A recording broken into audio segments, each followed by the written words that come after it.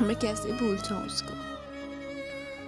اس نے مجھے بھروسہ دیا تھا، یقین دیا تھا، اس نے مجھے امید دی تھی ہر رشتے کی، ہر رشتہ نبھانے کی، ساتھ نبھانے کی امید دی تھی۔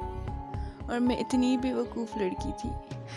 بیوقوف لڑکی تھی کہ میں نے اس کو اپنے بارے میں سب کچھ صاف صاف بتایا، سب سچ بتایا۔ میں نے اس کو یہ بتایا کہ میرا ماضی تھا، میں نے اس کو یہ بتایا کہ یہ ہوا تھا، یہ نہیں ہوا تھا۔ میں نے اس کو اپنے گھر کی باتیں بتائی یار، میں نے اس کو سب بتایا۔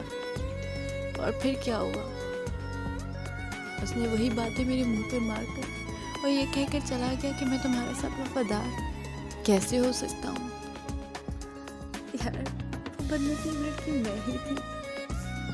بس میں اتنا ہی پوچھنا چاہوں گی کہ اس سب کے لیے میں ہی کیوں؟